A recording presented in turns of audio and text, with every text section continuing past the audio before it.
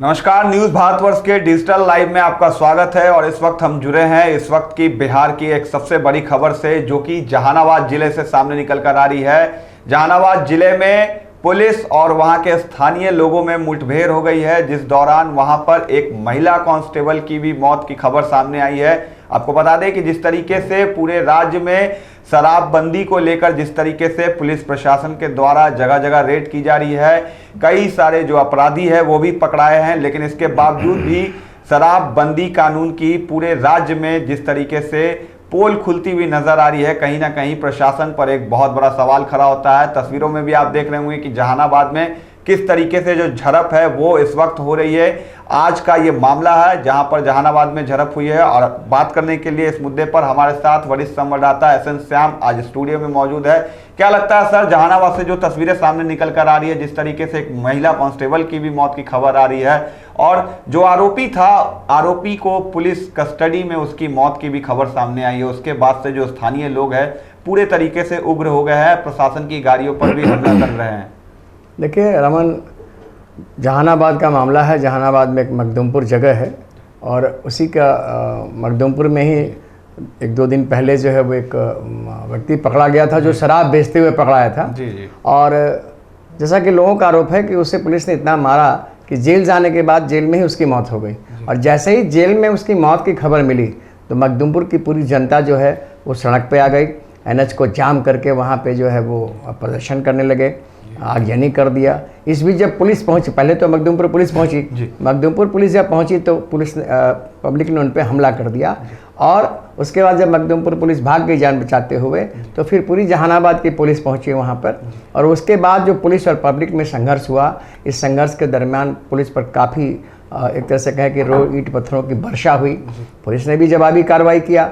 जवाबी कार्रवाई में पहले लाठी छोड़े गए, फिर गोलियां फायरिंग किया गया। और इस फायरिंग में पब्लिक की तरफ से किसी मरने का समाचार तो नहीं आया, लेकिन जैसा बताया जाता है कि एक महिला हेड कांस्टेबल थी, वो जहानाबाद पुलिस लाइन में पोस्टेड थी। और उस पर भीड़ ने जो है हिंसक भीड़ जो है उसने उसके शरीर पे गाड़ी चढ़ा दिया, चार चक्का चढ़ा, जिसकी उसकी मौत घटनास्थल पर ही हो गई। और इसके बाद तब पुलिस को फायरिंग करना पड़ा। और इस संघर्ष में, इस पुलिस पब्लिक के संघर्ष में तकरीबन 1 दर्जन से ज़्यादा पुलिसकर्मी घायल हुए हैं। वहाँ जहानाबाद के डीएसपी हैं अशोक पांडे, AK पांडे, हमारी उनसे बात भी हुई तो उन्होंने सारी स्थिति बताया कि मामला ऐसा है। कैदी की मौत के बाद ही वहाँ पे बढ़ा था। ये आपने ठीक कहा कि शराबबंदी जो है वो बिहार में लागू जरूर है, लेकिन नज़र नहीं आ रहा। साफ तौर से शराबबंदी कानून लागू है, लेकिन इसके बावजूद भी पूरे राज्य में हजारों लीटर शराब प्रतिदिन सरकार के द्वारा, पुलिस प्रशासन के द्वारा जब्त की जाती है। और आज की ये जो घटना है जहानाबाद से, जहां पर जो आरोपी था गोवर्धन मांझी, उसकी मौत शनिवार को पुलिस कस्टडी में हो गई। उसके बाद से पूरे इलाके में तनाव का माहौल था। और आज जब ये तनाव बढ़ा, उसके बाद वहां के ग्रामीणों ने जो गाड़ी है वो महिला कांस्टेबल पर चढ़ा दी, जिनका नाम बताया जा रहा है कांति देवी, उनका नाम बताया जा रहा है कि उनकी मौत हो गई है। इसके बाद से पूरे इलाके में सुरक्षा व्यवस्था को चाक चौबंद कर दिया गया, बढ़ा दी गई है। लेकिन सवाल सर ये खड़ा होता है कि 2016 अप्रैल से बिहार में शराबबंदी कानून लागू है, लगभग 5 वर्षों का लंबा समय बीत चुका है, लेकिन अभी भी जो पुलिस है इसे ग्राउंड लेवल पर लागू नहीं करा पा रही है। इसमें हम किसकी चूक मानेंगे, प्रशासन की या फिर सरकार की? जिस तरीके से जो लोग हैं, अक्सर इसमें देखा जाता है कि जो बड़े लोग हैं वो नहीं पकड़े जाते हैं, जो नीचे स्तर के लोग हैं,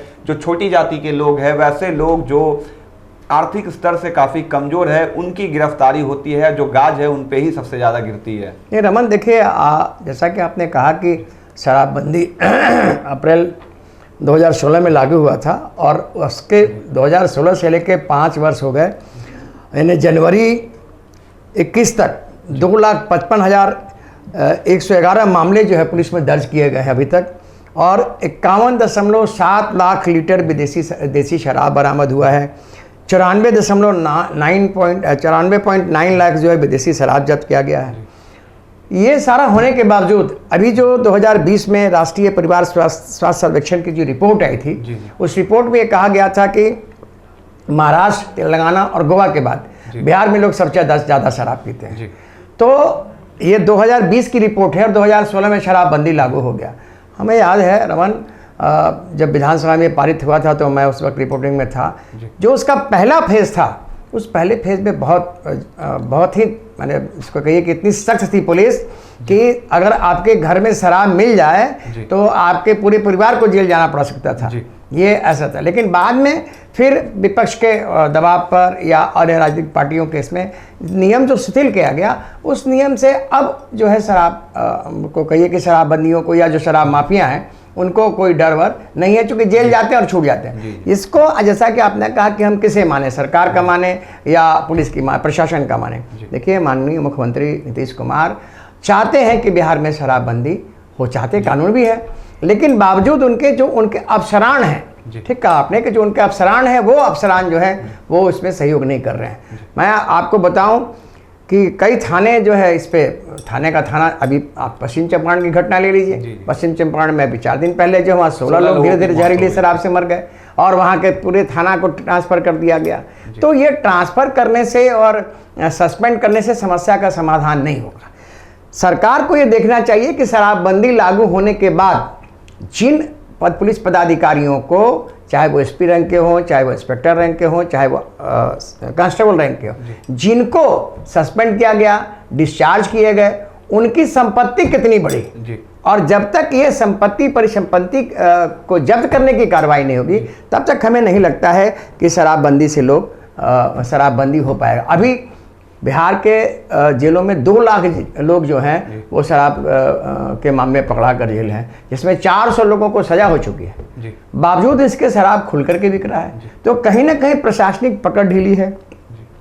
पुलिस की विफलता तो हम नहीं कहेंगे, लेकिन पुलिस के संरक्षण में शराब बिक रहा है, इस तो कोई ये खुला बेचने वाले पर प्रशासन अंकुश नहीं लगा पा रहा है। बेचने वाले पर प्रशासन, हमने कहा आपको ना कि पुलिस के संरक्षण में शराब बिक रहा है, थाने के बगल में शराब बिकता है। और अगर मैंने कहा आपको ना कि पुलिस अगर चाह जाए तो जहां चाह वहां रहा। आप उस जमाने की बात हम करते हैं, हम भी नहीं देखा, आप तो नहीं देखेंगे कि जब एक लाल पगड़ी निकल जाता था देहात में तो घर के दरवाजे खिड़कियां बंद हो जाती थी। और वही पुलिस आज भी है, उस जमाने में भी पुलिस थी, आज भी वही पुलिस है, वही आदमी था, भले अंग्रेज का जमाना हो। ये शासन बहुत ही कठोर था, सख्त था। वो सख्ती जो है शुरू में पुलिस ने जो दिखाया था वो अब नहीं है, और उस सख्ती को अब जो है तब्दील कर दिया गया है नरमी में। और उसके नरमी के बजाय जो है वो लोकल थाने जो हैं वो ज़्यादा पुलिस पर रहती है, शराब जो माफिया उन पर मेहरबान हैं, और पुलिस और शराब माफियाओं के गठजोड़ से जो है शराबबंदी कानून पर प्रहार किया जा रहा है। साफ तौर से पूरे बिहार में शराबबंदी कानून पिछले 5 वर्षों से लागू है। मुख्यमंत्री नीतीश कुमार इसे अपनी एक बहुत बड़ी उपलब्धि बताते हैं, लेकिन सवाल यह है कि जिस तरीके से बिहार में प्रतिदिन शराब जब्त हो रहे हैं, इसके बावजूद भी एक शराब का बहुत बड़ा नेक्सस खड़ा हो गया है, और पुलिस के संरक्षण में जो शराब माफिया है वो पूरे राज्य में शराब का कारोबार आराम से चला रहे हैं। लेकिन सवाल यह है कि जो टैक्स रेवेन्यू आता था सर बिहार की सरकार को, वो टैक्स रेवेन्यू भी कम हो गई, कम क्या पूरी तरीके से कह लीजिए तो ख़त्म हो गई है। उस टैक्स रेवेन्यू के पैसे को भी उपयोग किया जा सकता था, लेकिन वो अब बिहार को नहीं मिलता है। इसके बावजूद पुलिस प्रशासन अवैध तरीके से काफ़ी कमाई कर रही है।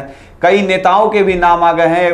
हाल में ही मामला सामने आया था, बिहार सरकार के मंत्री है रामसूरत राय, उनके भाई के जो घर है वहाँ से शराब की जो फैक्ट्री है और वहाँ पर जो ट्रक थी वहाँ से शराब बरामद हुई। तो यानी कि एक बहुत बड़ा सवालिया निशान है कि बिहार सरकार में रहते हुए मंत्री के जो परिवार के लोग हैं वो भी इसके बिजनेस में जुड़े हैं। इसको लेकर सर एक बड़ी समस्या ये अब आ रही है कि प्रशासन पूरी तरीके से फेल है, लेकिन जो जाने हैं कई जाने शराबबंदी के कारण जा रही है, चाहे वो आपसी विवाद को लेकर हो या फिर पुलिस से मुठभेड़ को लेकर हो। जहां एक तरफ नीतीश कुमार कहते हैं कि हमने शराबबंदी कानून लागू करके राज्य को बेहतर बनाया है, वहीं दूसरी तरफ हम एक दूसरा साइड भी देखते हैं जहां पर आए दिन झड़प की खबरें आती है, आए दिन वहाँ पे हंगामे होते हैं। इस पर आखिर कैसे रोक लगाया जाए? अगर सरकार रोक नहीं लगा सकती है तो इस कानून को खारिज कर दिया जाए। फिर देखिए रमन, जब तक खाकी और खादी का ये गठजोड़ जो है जब तक रहेगा तब तक जो है बिहार में शराबबंदी कानून सफल नहीं हो सकता। आप अपने मन की संतावना देने के लिए, आप अपनी स्वयं पीठ थपथपाने के लिए आप कह लें कि शराबबंदी कानून लागू है, ये सही बात लागू है, लेकिन नज़र कहाँ आ रहा है लागू? आप अपने, अब तो पहले तो था कि दुकान में जा करके खड़ा होकर लाइन लगा के लीजिए, अब तो होम डिलीवरी हो जा रहा है, घर बैठे शराब आ जाते हैं। और आपने ठीक कहा कि ये पॉलिटिकल, जब तक विल पावर पॉलिटिकल मजबूत नहीं होगा। शुरू में माननीय मुख्यमंत्री, जब पहली बार मैंने कहा आपको कि 2016 में जब लागू हुआ था तो कानून, जो शराबबंदी कानून बना था, इतना सख्त था कि सही में लगा कि अब बिहार में शराब कोई पीने वाला नहीं लगा। लेकिन अब तो अभी देखिए, रोज़ फतुहा में कल परसों जो है 150 से ज़्यादा भट्ठी ध्वस्त किया गया। अब तो गांव-गांव में, पहले तो जो गरीब गुरबा लोग थे, जो मुशहर समुदाय के लोग थे या जो मांझी समुदाय के लोग थे, वो नहीं डरते थे, लेकिन अब तो वो उनका पैसा बना लिए हैं, क्योंकि उनके पास रोजगार का कोई साधन नहीं है। और आपने ठीक कहा कि राजस्व की कमी तो हुई है, इसमें दो राय नहीं, लेकिन सरकार दूसरे ढंग से, जैसे अब पेट्रोल बढ़ गया है तो टैक्स लगा करके सरकार राजस्व का इंतजाम कर रही है, वो अलग बात है। लेकिन जो कानून लागू होना चाहिए, जो नियम लागू होना चाहिए, जिस शक्ति से पालन होना चाहिए, वो शक्ति अब बिहार में नहीं है। और उसका मेन कारण है खाकी और खादी का गठजोड़। ऐसा नहीं है, थाने में जो थानेदार पोस्टिंग में हैं, इलाके में जो एसडीपीओ हैं, डिस्ट्रिक्ट में जो एसपी पोस्टेड हैं, उनका बड़े नेताओं के साथ अनावरत संबंध है। और उनके आय का जो हिस्सा है शराबबंदी शराब से, जो अवैध शराब से, उसमें नेताओं तक पहुंचता है, पार्टियों तक पहुंचता है। मैं खुल के कह रहा हूं, अब नहीं पहुंचता तो फिर आखिर बताएं ना, सरकार ये बताए। थाने को सस्पेंड कर दें, फिर भी दारू क्यों बिक रहा है?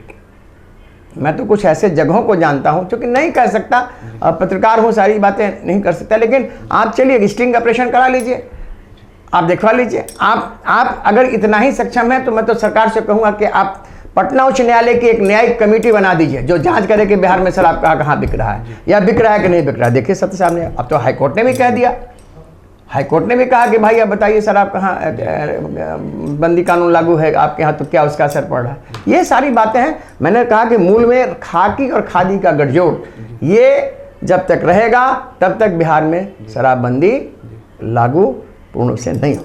बिहार सरकार के ही अभिन्न अंग है जीतन राम मांझी, उन्होंने भी कई बार अपनी आवाज़ बुलंद की है शराबबंदी कानून को लेकर। उन्होंने भी कहा है सर कि इस कानून को अब बिहार सरकार को वापस ले लेना चाहिए या इस पर विचार करना चाहिए, क्योंकि जो उनके समुदाय के लोग हैं या फिर जो निचले समुदाय के लोग हैं, सबसे ज़्यादा जो इफेक्ट हो रहे हैं उन्हीं के समुदाय के लोग हो रहे हैं। ऐसे में सरकार बड़े लोगों पर कार्रवाई नहीं कर रही है। जब सरकार के अंग रहते हुए जीतन राम मांझी इस तरीके की बात कर रहे हैं, तो क्या इसमें कितनी सच्चाई होनी चाहिए? क्या इस पर सरकार को कोई कड़ा कदम उठाना चाहिए सर? निश्चित, मांझी जी मजे हुए मुख्यमंत्री रहे हैं, मजे हुए राजनीतिज्ञ हैं। और आज की जो घटना उनके विधानसभा क्षेत्र में मखदुमपुर में हुई है, और जो मारा गया है वो भी मांझी था जी, और जो गोवर्धन मांझी जी, और इसी को लेकर के सारे लोग एग्रेसिव होकर सड़क पर आ गए। तो मांझी जी ने कहा, निश्चित मजे हुए नेताओं ने ठीक कहा, वो गलत नहीं कहा। मांझी ने ठीक कहा कि इसको देखना चाहिए। मैंने भी कहा आपको ना कि सरकार एक ऐसा, अब दिखे ना, अब डीजी पुलिस मुख्यालय में बाजाबता एक सेल है, आईजी के नेतृत्व में एक सेल है, जो सिर्फ शराबबंदी के लिए बनाया गया है। जो शराब फैक्ट्रियों में या फिर जो जहाँ शराब बड़े पैमाने पर आते हैं, उनकी जो है सो वो जांच करती है। लेकिन उस इतना सारा तंत्र लगा हुआ, फिर भी शराब बिक रही। ये कौन देख रहा है? इसको देखने वाला क्यों नहीं है? शराब ठीक है, मानते हैं शराब बिहार में देसी शराब बन रहा है, विदेशी शराब कहाँ से आ रहा है? पंजाब से बॉर्डर कैसे बिहार का क्रॉस कर जा रहा है? पंजाब से शराब आ रहे हैं, हरियाणा से शराब आ रहे हैं। ये इसको कौन देख रहा है? क्या कर रही है आपकी टोल नाका जो है, क्या कर रही है आपकी पुलिस वहाँ पर? इसको देखने वाला कोई नहीं है। अभी कल अगर 2 दिन पहले अगर हम एक ट्रक शराब पकड़ा है। आपको मैं बताऊं, रेलवे मैं आरपीएफ जीआरपी की बात करता हूं कि अगर ज़्यादा मात्रा में शराब पकड़ा जाता है तो सिपाही क्या करता है कि बैग को उठा करके एक अपना पिट्ठू रखे हुए दे दिया कि बैग के लेके हट जाओ, और वो शराब जाके बेचता है। देहातों में जाकर के, पटना के जिले के आसपास के जो सिपाही हैं वो जाके शराब बेचते हैं, उसको वो बिकवाते हैं। एक जिस शराब की कीमत 200 रुपया थी, वो शराब 2000 रुपये में बिक रहा है। तो अब तो आपने जनता को राहत देने की बात सोची, लेकिन जनता को शराबी को तो शराब मिल ही जा रहा है, शराबी को शराब मिल जा रहा है और वो शराब पी रहे हैं, लेकिन चौगुना दाम में बिक रहा है। तो हर घाटा किसको हो रहा है? साफ तौर से जो नुकसान है वो आम जनता का हो रहा है और ऐसे में बिहार के मुख्यमंत्री नीतीश कुमार को इस पर विचार करना चाहिए। जिस तरीके से आए दिन बिहार में शराब की बड़ी खेप बरामद होती है और इसके बावजूद भी मुख्यमंत्री कहते हैं कि शराबबंदी कानून बिहार में पूरे सही तरीके से लागू है।